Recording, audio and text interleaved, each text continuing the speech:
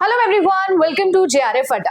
आप हजारों question solve कर रहे हो, इसके अलावा दिन रात पढ़ाई कर रहे हो, बट क्या आपने कभी ये सोचा है कि ये सारी चीजें करने का मोटिव एक ही है कि हमें यूजीसी नेट एग्जामिनेशन की उस जेआरएफ कट ऑफ को क्लियर करना है। वो 0.5-0.6% बच्चे में आना है जो हर साल जेआरएफ लेकर जाता है। अगर आप सभी लोगों के मन में भी ये क्वेश्चन आता है तो डेफिनेटली आप सोचते होंगे कि क्या सेफ स्कोर है। ऑल दो हम सब लोग तैयारी कर रहे हैं, बट वेगली बिना किसी एक टारगेट के तैयारी करने से बेटर ये नहीं होगा कि हमें पहले से पता हो कि क्या मेरा सेफ स्कोर है, कितने नंबर मुझे लाना बहुत ही ज्यादा नेसेसरी है।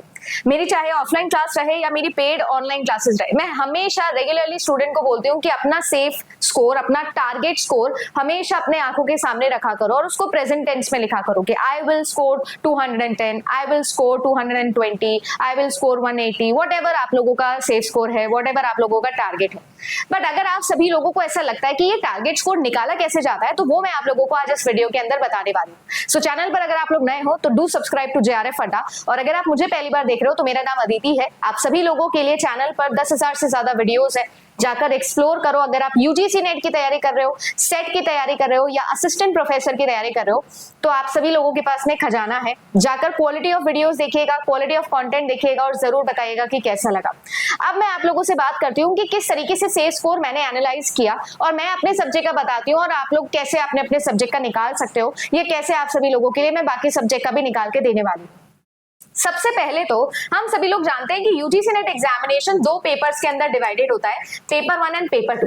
अगर मैं बात करूं तो दोनों के अंदर क्यूमुलेटिवली 40% नंबर लाना आप लोगों के लिए अति आवश्यक होता है। इसका मतलब ये है कि अगर मैं बात करूं तो आप लोगों का टोटल पेपर जो है वो 300 नंबर का होता है, तो 300 का आप लोग जो है वो 40% निकाल लीजिए।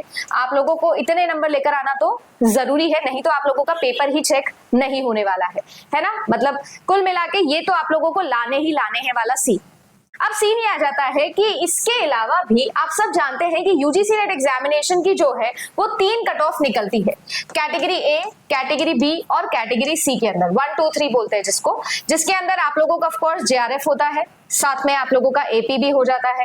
इसके बाद में आप लोगों का एपी जो है वो होता है और आप लोगों का पीएचडी भी हो जाता है।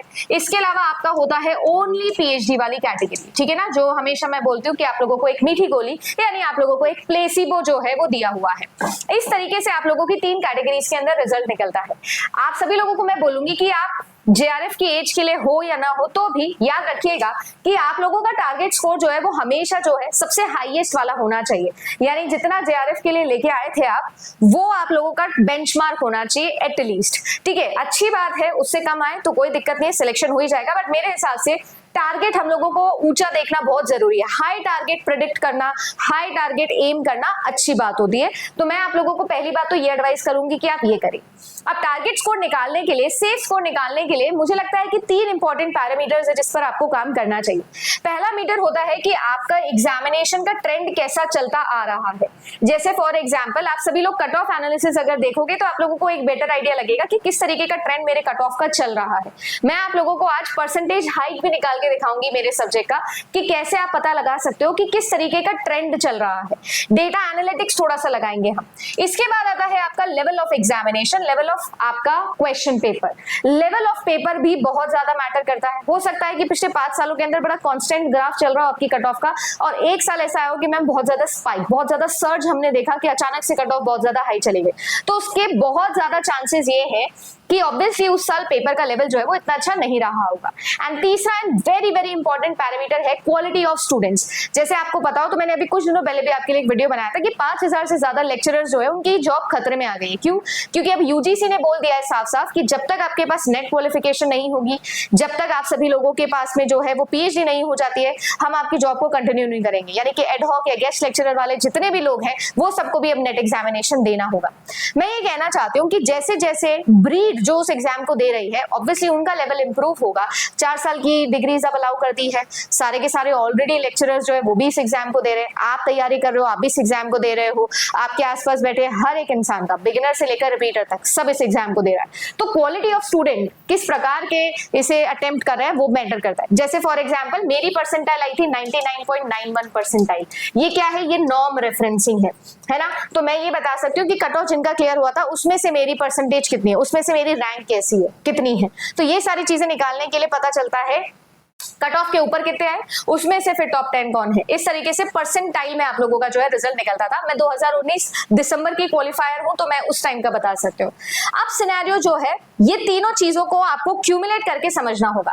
फॉर एग्जाम्पल अगर मैं बात करूं तो सबसे पहले मैं कंप्यूटर साइंस से हूं तो मैं कंप्यूटर साइंस का डिफिकल्टी लेवल ग्राफ आपको दिखाती हूँ। ये ग्राफ मैंने बनाया है, थोड़ा बहुत कोशिश करिए कि आप लोगों को मैं समझा सकूं अच्छे से। थोड़ा सा डेटा एनालिसिस करते हैं। इस डेटा एनालिसिस में अगर आप लोग ध्यान से देखोगे तो 1 से लेकर और 10 तक का मैंने नंबर दिया हुआ है। 1 मतलब इजीएस्ट है, 10 मतलब है हार्डेस्ट पेपर कब बना था। कंप्यूटर साइंस का 2016 से 2025 तक का हम लोगों ने जून का एनालिसिस किया है।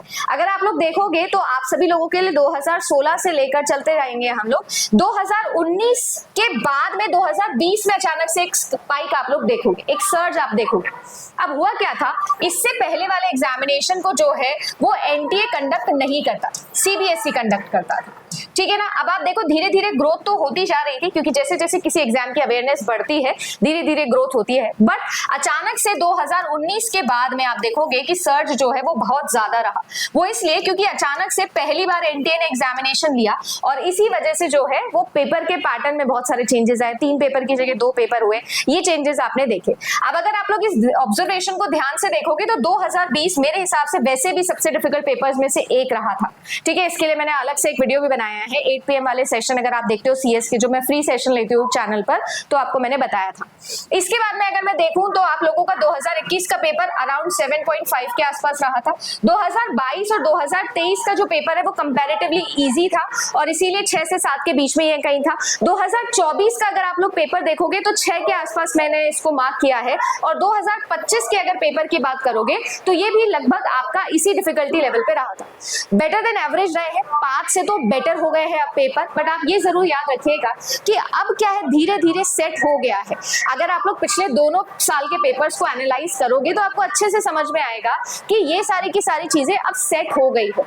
वही प्रिस्क्राइब चीजें, वही इंपॉर्टेंट सिलेबस, वो 20% सिलेबस जहां से 80% पेपर बन सकता है, वहीं से प्रिडिक्टेड टॉपिक से ही क्वेश्चन आया। क्वेश्चन के लेवल या क्वेश्चन की लैंग्वेज जरूर चेंज हो रही है, मॉड्यूलेट हो रही है, बट आपका ऐसा नहीं है कि कुछ बहुत ही out of the box topics पूछ लिए गए हैं।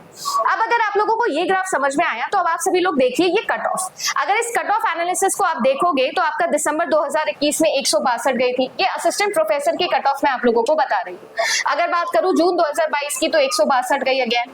दिसंबर 2022 की देखोगे तो आपकी 168 गई। जून 2023 की देखोगे तो 174 गई और जून 2024 में देखोगे तो 188 आपकी कट ऑफ गई है। कट ऑफ भी आप लोगों की सर्टेनली इंक्रीज होती जा रही है when it comes to assistant professor वाला एग्जामिनेशन। बट जेआरएफ के अंदर ऐसा नहीं होता है। जेआरएफ के अंदर आप देखोगे कि जो ग्राफ है वो थोड़ा डगमगाता हुआ है। डगमगाता हुआ से मेरा मतलब ये है कि कभी ज्यादा गई है, कभी कम गई है। जैसे कि आप सब जानते हो कि जो आप लोगों का 23 वाला एग्जामिनेशन था उसमें कट ऑफ अब तक की सबसे हाईएस्ट गई, ठीक है जी। इसके बाद अगर मैं बात करूं तो अभी काफी डिसेंट आपकी कट ऑफ गई, 190 के आसपास आप लोगों की जेआरएफ की कट ऑफ गई। तो अगर आप लोग कट ऑफ का ट्रेंड देखोगे, परसेंटेज इंक्रीज देखोगे तो हमें थोड़ा सा चीजें ऑब्वियसली समझ में आना स्टार्ट होगी। अगर बात की 2023 या 2024 के जंप की तो आप सभी लोग जानते हो कि अब अवेयरनेस ज्यादा बढ़ गई है, क्वालिटी ऑफ स्टूडेंट्स भी इंप्रूव हो गए, इसलिए जो बेसिक मार्क्स है ना, जो एवरेज मार्क्स है वो भी बढ़ गए हैं। इस वजह से ये सर्ज आपको देखने मिल रहा है, अदरवाइज ऐसा कुछ भी नहीं है। तो इसका मतलब अगर मुझे अपना टारगेट स्कोर प्रेडिक्ट करना है तो मुझे अपना टारगेट स्कोर जो भी मेरा स्पाइक गया है उसी के आसपास प्रेडिक्ट करना चाहिए, मुझे उसी के आसपास की तैयारी करनी चाहिए। वैसे मैं आप लोगों को बोलती हूँ कि पिछले जो आप लोगों के 5 पेपर्स गए हैं ना, उन 5 पेपर्स का आप लोग एवरेज निकालो जेआरएफ की कट ऑफ का और उसके अंदर जो है वो आप प्लस कर लीजिए मेरे हिसाब से 5 क्वेश्चंस और। इतना आप सभी लोगों को जो है वो अपना टारगेट बना के रखना चाहिए, ऐसा मेरा मानना है। जनरल वाले जनरल कैटेगरी का, बाकी रिजर्व कैटेगरी वाले रिजर्व कैटेगरी का। इस तरीके से आप लोग अपना परसेंटेज हाइक कैलकुलेट करके थोड़ा सा अंडरस्टैंडिंग निकाल सकते हो। जैसे अगर मैं देखूंगी तो आप लोगों का क्या परसेंटेज इंक्रीज रहा है, जैसे आप लोग देखोगे तो आप सभी लोगों का जो है वो जून 20 से दिसंबर 20 के आसपास देखो तो 15% का 16% का हाइक रहा। दिसंबर 20 से जून 21 का 5.5। अगर मैं देखूंगी जून 21 और आप लोगों का दिसंबर 21 तो बहुत ज्यादा इंक्रीज आपको कट ऑफ में देखने मिला है।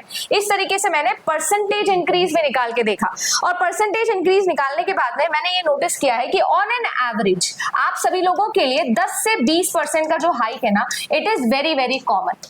ये होता ही होता है, इसीलिए मैंने आपको बोला कि आपको ±5 क्वेश्चंस करके चलना चाहिए। यानी अगर कुल मिला के मैं बोलूं फॉर ऑल सब्जेक्ट्स की मुझे कितने नंबर लेकर आने हैं फॉर JRF अगर मुझे क्रैक करना है, तो मेरे हिसाब से आप अपने 5 साल की जो कट ऑफ है आप मुझे लीजिए, उसका एवरेज निकालिए और आप उसके अंदर +5 क्वेश्चन कर दीजिए। मेरे हिसाब से ऑटोमेटिकली सभी के सभी सब्जेक्ट का जो स्कोर है वो अप्रोक्सीमेटली 210 या 220 के आसपास आएगा आउट ऑफ 300। अब ये 210 एंड 220 के अंदर आपका पेपर 1 भी आ गया और आपका पेपर 2 भी आ गया। पेपर 2 के जो आपके 100 क्वेश्चन है और पेपर 1 के जो आपके 50 क्वेश्चन है, इसमें से आप कितना मेक द मोस्ट कर सकते हो वो अलग बात है। ऑल्दो मैंने आप सभी लोगों के लिए पेपर 2 का भी अलग से ट्रेंड एनालिसिस किया है, कंप्यूटर साइंस का, जैसे कि आप लोग प्लेलिस्ट में देखोगे कंप्यूटर साइंस की, मैंने यूनिट वाइज बताया है कौन सी यूनिट से कितने क्वेश्चन बने। पेपर 1 के लिए भी स्ट्रैटेजी डिस्कस करिए 75 डेज की, डेली रूटीन भी बताया है कब क्या टॉपिक कैसे रिवाइज करना है, कैसे पढ़ना है। अगर आप चाहो तो चैनल पे जाके एक्सप्लोर कर सकते हो और ये सब देख सकते हो। ये है मेरे सब्जेक्ट का, बट मैं ये चाहती हूँ कि आप सभी लोग अपने सब्जेक्ट पर भी अप्लाई करके देखो। वैसे तो आप सभी लोगों को मैंने जो भी ये डेटा एनालिसिस किया है ये जरूर मैं आप लोगों को JRF अड्डा एप्लीकेशन पर दे दूंगी, ताकि आप सभी लोग भी थोड़ा सा आइडिया इससे लगा सको। So you can go to the application, आपको ये PDF फ्री में मिल जाएगी। इसके अलावा बाकी जो सब्जेक्ट्स है, क्योंकि JRF अड्डा पे और भी सब्जेक्ट एजुकेटर्स है, मैं बाकी सभी सब्जेक्ट एजुकेटर्स को भी बोलूंगी कि वो भी इस तरीके की PDF प्रिपेयर करके JRF अड्डा एप्लीकेशन पर आप लोगों के लिए डाल दें। So you can go there and आप सभी लोग जो है इवन सपोर्ट पे कॉल करके भी इस तरीके की PDF की डिमांड कर सकते हो। मैं अभी सबको बोल दूंगी, सब लोग जो है वो इस तरीके का एनालिसिस करके आपको आपका टारगेट स्कोर बताने में हेल्प कर देंगे। बट यस, मेरे हिसाब से अगर आप अपना टारगेट स्कोर अभी से डिसाइड करते हो, अपना सेल स्कोर अभी से डिसाइड कर लेते हो, तो it is going to be very very beneficial. मैं कोई भी रैंडम डेटा नहीं दे रही हूँ, मैं आपको सारी की सारी कट ऑफ PDF के बिहाफ पर बनाए हुए इस डेटा एनालिटिक्स के अकॉर्डिंग लेवल, क्वालिटी और बाकी सारी चीजों के अकॉर्डिंग बता रही हूँ कि सर्च बढ़ता ही जाएगा। ऑब्वियस सी बात है, जैसे जैसे और ज्यादा कॉमन होगा ये पेपर, कट ऑफ के थोड़े से अच्छे जाने के चांसेस बढ़ जाते हैं। दिसंबर 2025 के अकॉर्डिंग मुझे ऐसा लगता है कि आपको 210 से 220 नंबर डेफिनेटली एम करने चाहिए अगर आप कंप्यूटर साइंस से प्रिपेयर कर रहे हो फॉर UR कैटेगरी, एंड ये JRF का स्कोर मैं आपको बता रही हूँ। आप कौन से सब्जेक्ट से हो कमेंट सेक्शन में जरूर बताना, और अगर आपने अपना टारगेट स्कोर निकाला है तो भी प्लीज कमेंट सेक्शन में मुझे बताना। वीडियो कैसा लगा? आई होप ये साइंटिफिक लॉजिक जो मैंने आपको दिया ये आपको समझ में आया होगा। कैसा लगा कमेंट सेक्शन में बताइएगा, अच्छा लगा तो लाइक करिएगा। मिलती हूँ आप सभी लोगों से हमारे अगले वीडियो के अंदर। Thank you so much.